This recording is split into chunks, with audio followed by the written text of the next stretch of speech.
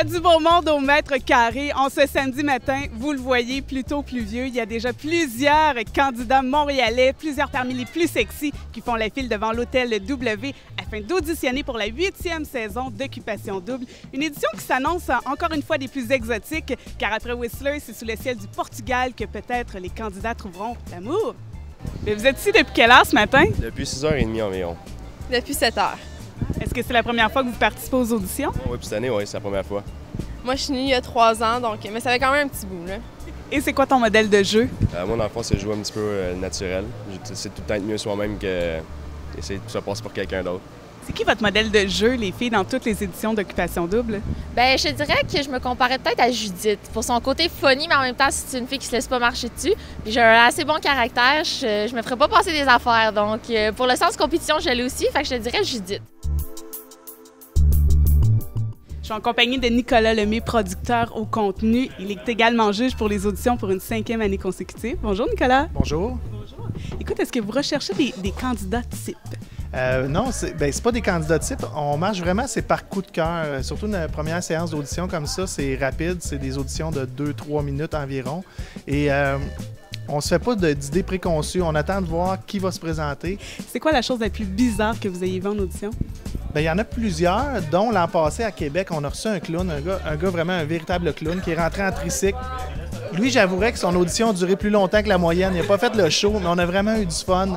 Je suis en compagnie de Mike qui a fait l'édition 2009 d'Occupation Double. Salut Mike. Salut, ça va bien? Ça va bien toi? Oui, super. Écoute, moi je te demande quel souvenir tu gardes de ton audition? Mon souvenir de mon audition, ça a vraiment été quelque chose qui s'est passé rapidement parce que pas ces 2-3 minutes pour essayer d'impressionner les juges. Moi, j'en revenais de la Gaspésie, je me souviens toujours de ma famille est là-bas. J'en revenais de la Gaspésie, j'ai entendu qu'il y avait des auditions à Québec. Puis je suis allé m'acheter un chandail parce que j'avais pas de linge propre. Je suis allé aux auditions, puis je suis rentré là, je suis allé serrer la main des juges en rentrant pour montrer que j'avais confiance en moi. Suite de ça, je me suis reculé sur le X et puis j'ai simplement répondu aux questions qu'ils m'ont posées. Là. Et Nathalie est venue faire un tour aux auditions, elle qui a pris part à la dernière édition à Whistler. Allô Nathalie? Salut! Comment ça va? Ça va bien toi? Ça va très bien, merci. Quel souvenir tu gardes de ton audition? Oh, le souvenir, je pense que c'est quand ils m'ont parlé, quand ils m'ont demandé de parler comme chez nous.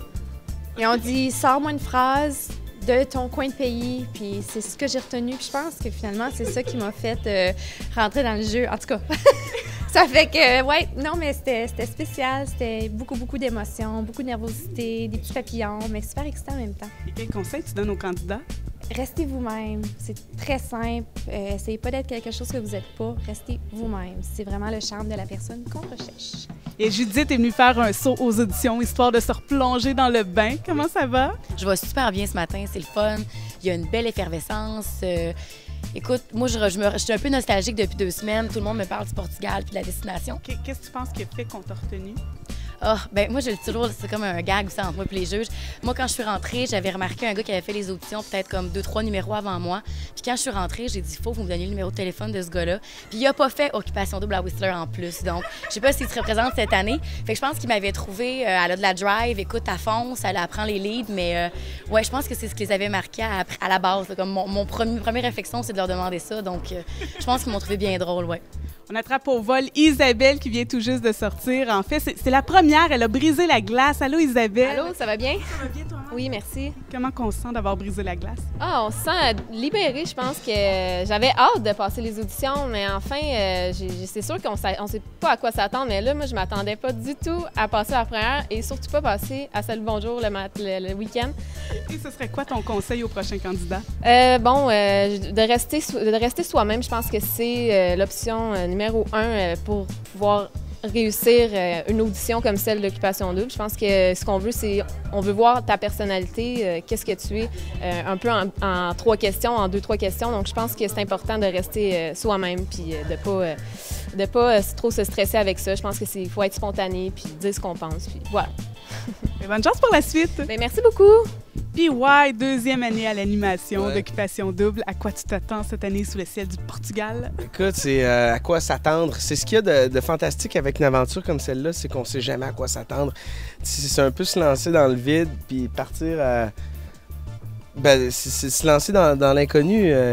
La télé-réalité, tu sais jamais ce qui va arriver. Tu as des candidats, tu as la matière première, tu sais pas qui va se matcher avec qui. Tu apprends à les découvrir en même temps que les téléspectateurs. Fait qu'il y a quelque chose de stressant, mais de tellement magique dans la télé-réalité. Puis c'est probablement la raison qui explique le succès de ces émissions-là d'année en année, parce que t'as beau les voir sur le tapis rouge, tu peux pas savoir qui va se révéler comme la méchante ou le bon gars ou le crosseur ou peu importe. C'est quoi ton conseil aux candidats?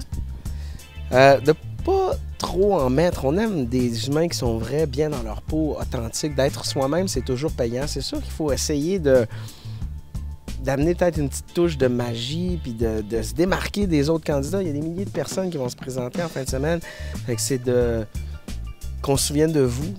Probablement, ça nuit jamais. Mais de trop en mettre, débarquer avec des ballons puis des flûtes puis des confettis, pas sûr. Soyez vous-même heureux de vivre et démontrez-nous que vous êtes là pour les vraies raisons. Puis ça va bien aller. Merci, PY. Merci à toi. Bonne chance dans l'audition. Ah ouais? Hein? Ben là...